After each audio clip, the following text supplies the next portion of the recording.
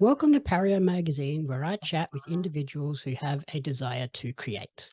Today, I am joined by two of the four members of Australian indie pop band who are currently on a very long national tour. Welcome to Pario magazine, Teenage Dads. Hello. Hello. Going Jamie. Not too much. How's the tour going so far? Very tiring, but it's been really good. The leg we just did in Queensland was packed, a couple sold out shows, and it's definitely the loudest audiences we've ever played to. That's for sure. That's fantastic. So we're here today to chat about your latest single, Teddy, and the current Ready, Teddy, Go tour. Before we dive into that, do we want to quickly go around the table and introduce yourselves and your roles within the band? Sure. You can go first, Angus. Hello, I am Angus. I play bass within the band, and I guess that's basically sums me up, if you like.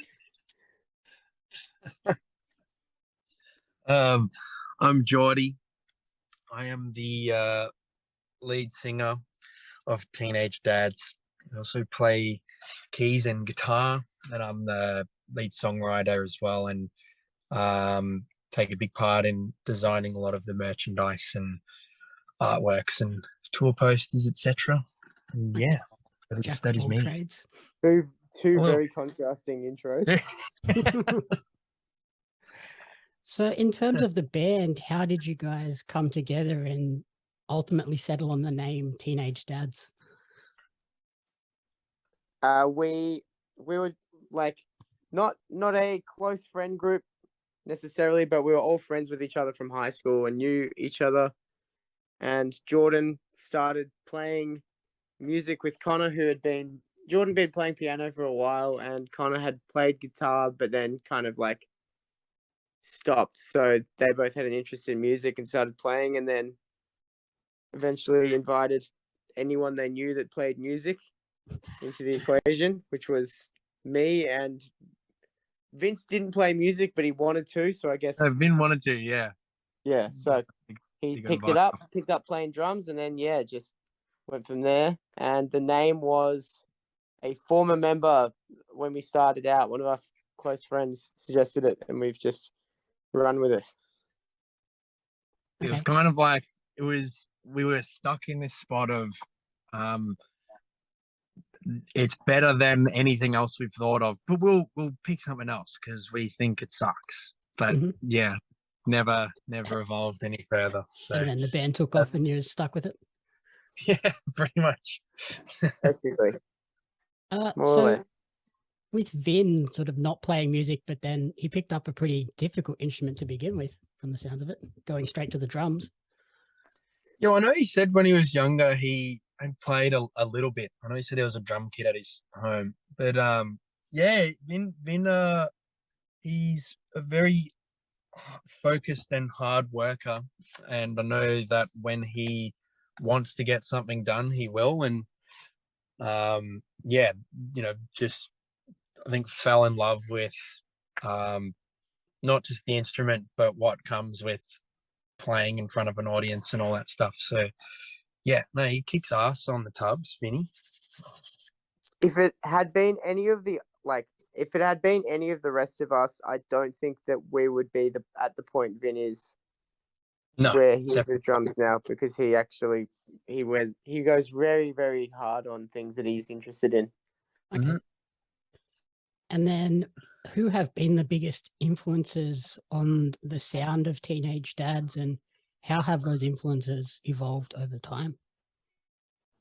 Early on, it was very much like Beach Boys, Beatles-esque stuff that I really liked. Especially the Beach Boys. I liked Brian Wilson's way of writing, in that he was creating these kind of fun, catchy pop songs that had these intricate and sometimes difficult song parts that you don't see on the surface. So that's something we take into account all the time.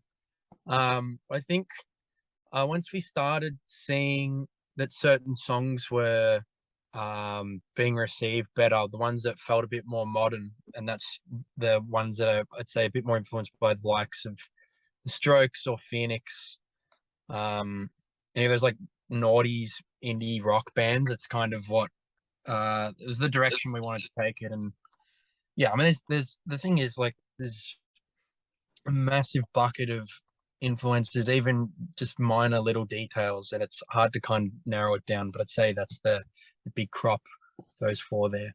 Mm-hmm. And then you recently released the new single Teddy. Can you talk us through the inspirations and the story behind that song? Originally, Jordan had written it as he had written it as almost a joke song for like a fake band that we had going.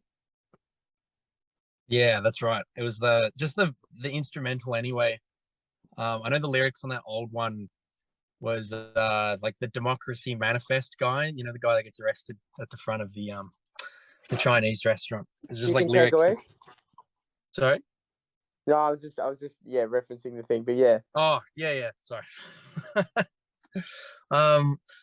And I kind of liked how it flowed, but I didn't want to use those words, so we switched it up. And I was I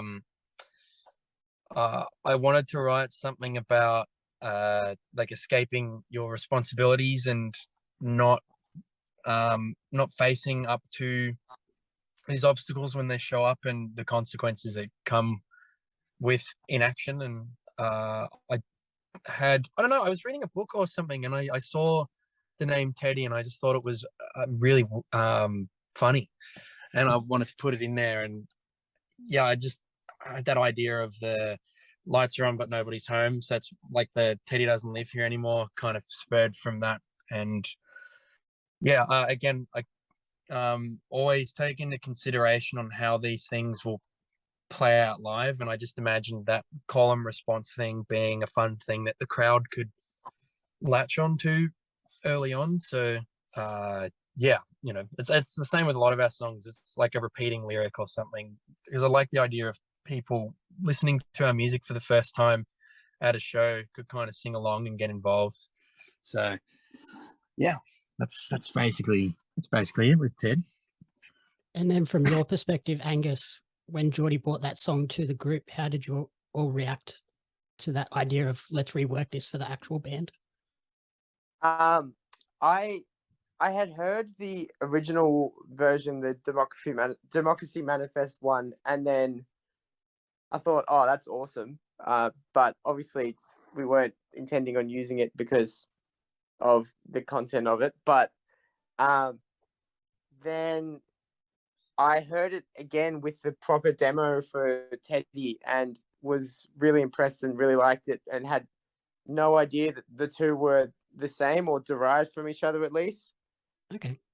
So then all of a sudden it kind of clicked of, oh, these are the two same songs. And then it was just really cool seeing how an idea could stem from something like that. But yeah, no, we've made some changes over time. The demo was like it was a little piece longer originally, and there was some extra B sections and stuff like that. But yeah, really happy to where it's gotten to. I guess like anything, there's just that evolution process. Yeah, absolutely. Yeah, some of it was our label stepping into and saying that you know, they felt some sections were unnecessary. And I know when we first signed on, it was a touchy topic of changing songs, because you as the artist get attached to how stuff sounds. But I know in our case, there hasn't been an instance where a change they've recommended I look back on and go, no, they were wrong. They didn't know what they're talking about, and they've ruined my vision. It was good to have like the mediator in the middle, you know, not blowing smoke up our ass and saying, hey, you know, this could sound better if you try this out. And yeah, as you said, evolution process. And now, as Angus said too, we all love the song. It's one we really enjoy in the set, and especially on this tour too. It's been unreal, the response. So very exciting to have the rest of it in the next couple of weeks. Yeah, I guess it never hurts to have that outside perspective, giving suggestions, and then it can't hurt to try them out to see if you like it or not. Exactly. Yeah. And like you mentioned, you're currently on tour off the back of this single, Criss-crossing the country. How has that been going so far? It's been busy from the sounds of it. Yeah. we just. Sorry, George, you go. No, you go, mate. It's all good. As we were mentioning, flew in from Queensland earlier. We're kind of like the dates are kind of a little bit scattered along, so it's a lot of build up in the meantime, like knowing that all these like really fun shows are coming up. But yeah, it's been great. We've never really sold this many tickets or had this many sold out shows, especially interstate. So it's really a very exciting time. I know I know one day I'm anxious for. We have 3 shows on the same day in Sydney at the Lansdowne, which I think is going to be a massive test for the 4 of us, because it's 3 3-hour sets. I know there's gaps in the middle, but it'll be a big day. We're very high energy, high octane pretty much the entire time, so it's quite the workout for myself anyway. When we're playing, I'll work up a big sweat, so might be a few outfit changes, I reckon, on that day, but I'm pumped, so it'll be sick. Lots of water to stay hydrated as well. Oh yeah, dog. Yeah, clean up. And have you done a tour of this scope before? No, not this. Most shows. Yeah. This is the most shows we've done on a tour before. And as Angus said, most that we've sold out as well. Like, we've done a heap of tours where you play like 15 shows and every night it's 2 or 3 people. And now we're doing, rooms where, like the Night Cat in Melbourne, we've done it's a 600 cap room and that's sold out, and it's just blowing our minds at how far we've come in the short time we've been a band. And very excited for the next one as well, so yeah, pumped. And how challenging has that been, doing this tour that goes all over the place with the current sort of travel environment that we're in? It hasn't been too difficult, especially considering we were like, what we've just done was basically a flight into Queensland and then just hiring a van and driving around from place to place. It's all like we did shows in Byron, Gold Coast, Brisbane and Sunny Coast over 2 weeks. So it was pretty chill, just to like, they're all about an hour from the next big city. So that was relatively chill. A lot of the like, we haven't necessarily had like a lot of back to back fly in, fly out situations. I think that's when it gets particularly hectic. Our schedules aren't so grueling as of yet. No. Like this last week we just had 4 free days in the sunny coast, just soaking up rays and enjoying the sun. So it was anything but stressful. And even then, like 3 nights in a row at different venues, it's not too hard. I think especially coming off, we just did a big run with Spacey Jane across Australia as well, just before, it was literally the week before this tour wrapped up, was Spacey Jane. We did like it was 5 shows in a row at the Forum in Melbourne, and the week before that it was 3 at the Music Hall. So it's kind of and I know they were shorter sets too, but I think we've been doing it a long time. We've got some endurance, but as Angus said, we haven't had as a headliner like those big runs where bands do a week or 2 weeks in a row non-stop. So I'm sure we'll handle it. But yeah, I guess it's a great opportunity to do what you love and get to see the country at the same time with the booking in clusters, I guess. Yeah, man. Yeah. So on the sort of a more fun side, who is the person in the band that's always first out the door at the hotel, and who's the person always lagging behind, holding everyone up? First out, I would say, is Vin. Normally is. He's not always first awake, for sure. I'd say last out, it's probably me. I feel like that's, yeah. Well, actually, yeah, there was one day, like, in the sunny coast, the three guys went out to the beach, and I just stayed at home. There Well was a purpose for it. There was a but purpose for me being home, but it was like, yeah, even still, it's just funny thinking like, nice day, and I've gone, no, I'll stay in at work. It's fine. Do this other stuff. So yeah, no, I'd say Vin's first out, and then me last. basically, Connor maybe one time was the latest to get up or the latest to leave in Sydney, and so I've kind of been trying to angle it as he's the problem for that, and I'm seeing how long I can take it, but it's not him, but if for all intents and purposes it is him. Okay. Yes. And then when you're doing those sort of car rides between shows, who has the best music playlists? Or God, I don't know. We all have some stinkers on there. I'd probably say it's Angus. He spends a lot of time. It's two mindsets. It's either he wants to put like the stuff he likes listening to on, or he's just trying to get everyone to break, like with just obscenely ridiculous songs. I know there was one. I swear there was one trip where we just listened to Creed the whole time we were away. I think it was a WA trip or something. No, it's like there is a point where we'll all collectively find a song or like a small collection of songs which just end up on repeat for the entire day, or like a short trip.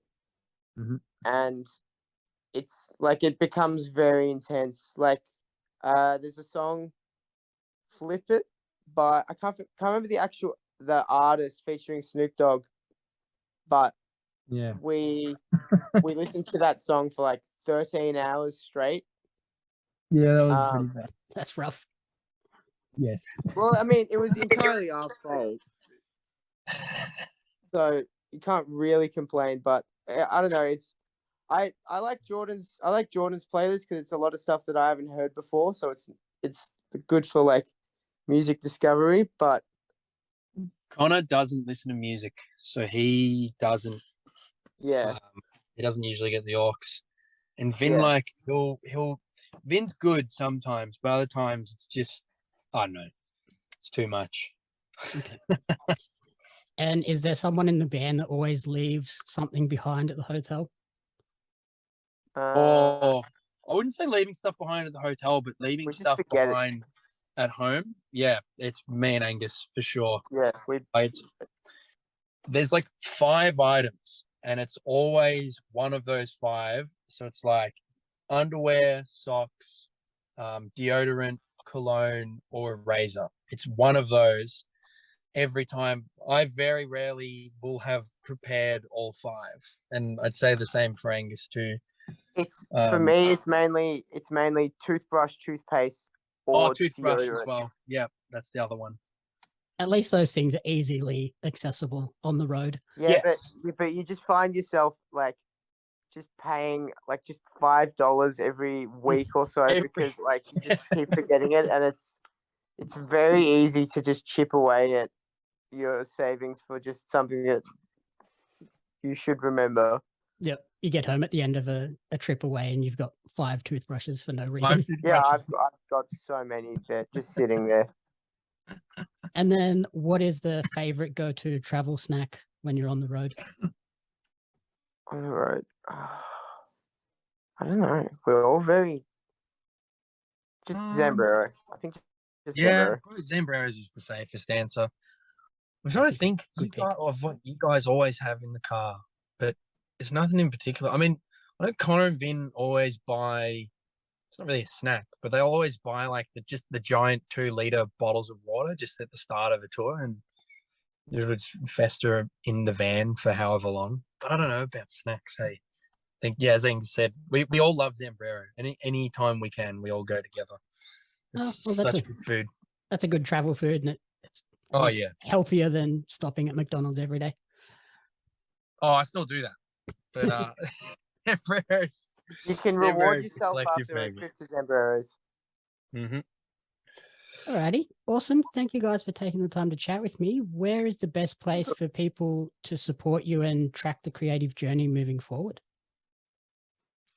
Coming to our shows, or yeah, coming to the shows, Spotify or Instagram, any of those, just buying merch, all that stuff. Like, it all helps us do what we want to do and provide our music to the fans. So yeah, that's the best way, I reckon.